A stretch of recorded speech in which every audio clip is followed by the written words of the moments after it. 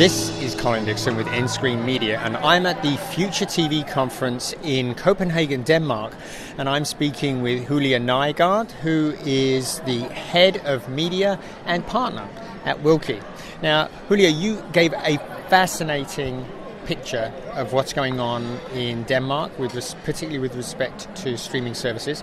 So why don't you catch us up? What's the state of the Danish market today? Yeah, well, thank you. The state of the Danish market is that Netflix is still growing in Denmark. Now we have 50% of subscribers here in Denmark, and HBO is growing as well. So there's happening a lot. Except from that, we can see that the number of paid TV users is declining. Yep. And there are more streaming subscribers. So a huger number of Danish people only have access to streaming services is increasing in Denmark. And now we are up to 20%. 20% of people have streaming. And I think you said 1 million people have cut the cord in the last year. Yeah.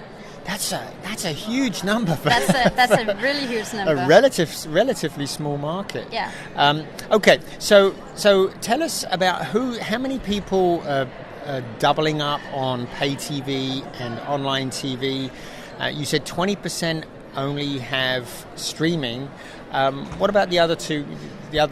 How many people are just using pay TV still? Yeah, well, there's 18% only using pay TV, and there's 62% combining the pay TV with streaming services.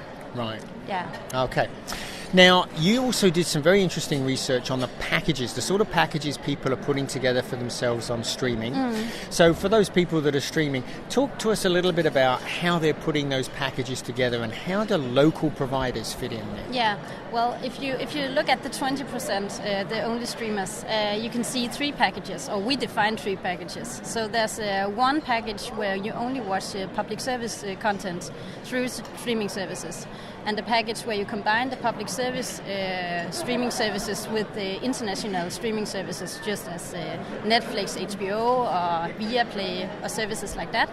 And the last package is when you only use entertainment services like Netflix, HBO, Viaplay and so on, and not watching the public service content. No public service, yes. No public service. So how big are those? That's the interesting part, because the last package where you don't watch public service content is 19% in Denmark. So that's also 1 million not watching public service content anymore. So that's a huge problem for local broadcasters, right? And actually, not just for local broadcasters, but for the whole country. Yeah. There's a whole bunch of people who aren't hearing local news, local interest stuff. So that's really serious. It's interesting to see if the 19% is increasing over the years, or if it is primarily young people. Right. Yeah. And also young people with children just starting to get a family, and they are also part of this group.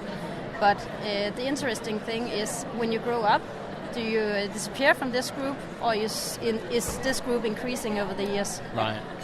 Now, talking of young families, there's a new service that we think might be coming to town, and that's, of course, Disney Plus, which is going to be launching in the US in November and internationally in 2020. I'm certainly expecting it to come to Denmark pretty quickly. Now, you have some new data that shows the interest level in the Danish market for that service. Yeah, tell us more. Yeah, well, it's really interesting, because we're all looking forward to Disney coming to Denmark.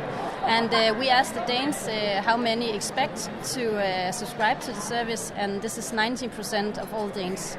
So that's a huge number. And if you look especially on... 19%?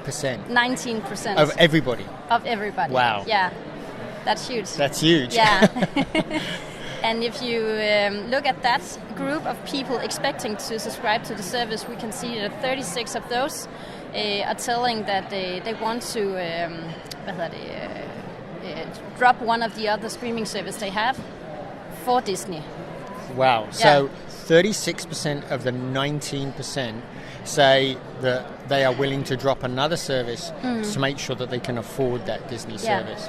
Wow. So that's already creating a lot of buzz, and it's not even, I suspect that it's not even clear exactly how much it's going to cost in the market here. Right? You don't know the price, and you don't know the content. You know there's Disney and Marvel and so on, but you really don't know the content, because Disney hasn't started to promote not that much in Denmark. So it looks like Netflix and Disney, they really are going to be big competitors in your market going forward, doesn't it? Yep.